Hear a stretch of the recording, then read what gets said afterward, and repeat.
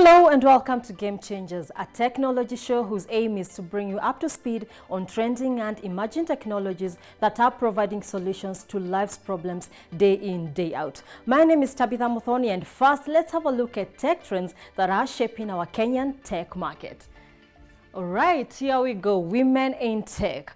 Last week we had a conference on women in tech with Standard Chartered Bank Kenya, and now we see that the bank has opened applications for its Women in Tech Incubator third cohort. The application is open for women-led startups leveraging technology, which will close on the 31st of November. The Standard Chartered Bank will identify 10 startups through a rigorous process who will go through a 12-week incubation period, with the top 5 finalists benefiting from a seed funding of 1 million Kenya shillings each. Now, the Women in Tech Incubator program was launched in 2017 partnership with Strathmore University's iLab Africa. It has so far supported over 20 women-owned small enterprises through mentorship and providing seed funding. If you're a lady and interested in tech, go for it. The tech world is too big for all of us. Moving on to another tech trend that is shaping the Kenyan tech market, we see that telcos Airtel and Telecom Kenya merged in early 2019.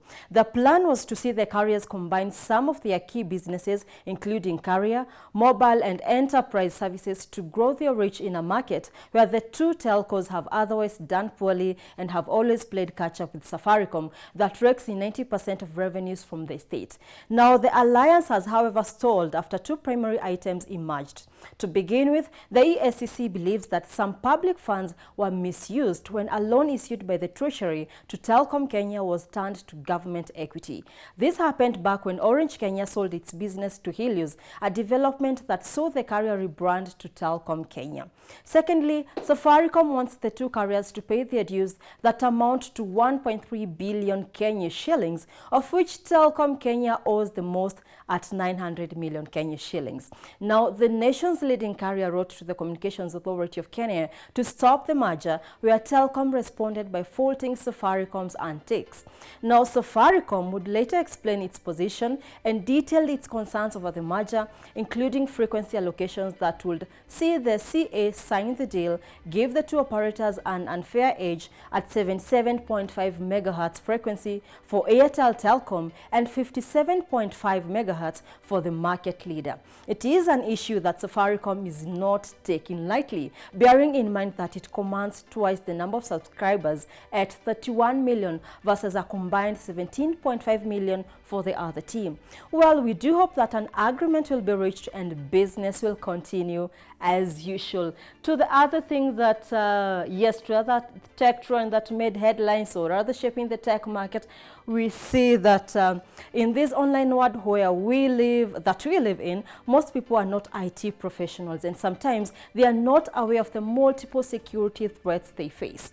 This is why Microsoft has taken the proactive approach to deal with this kind of attacks for their customers. Their customers range from companies using their Azure cloud platform to regulars who still insist on using Windows 7 on their personal laptops.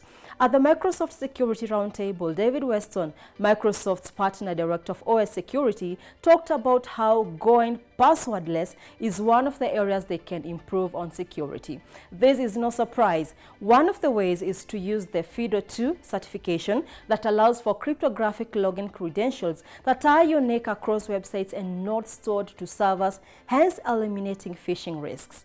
It also allows for cryptographic login credentials with built-in methods like fingerprint readers or cameras. He believes that going passwordless is a huge step forward in the fight against the major threats, and also a very natural way. There we see that that Microsoft goes passwordless for improved security, and for that tech trend we take a short break, but when we come back we meet someone from Call Me to Work, an app that is helping people, or rather linking people to various service providers in the market. We take a short break, we will be right back.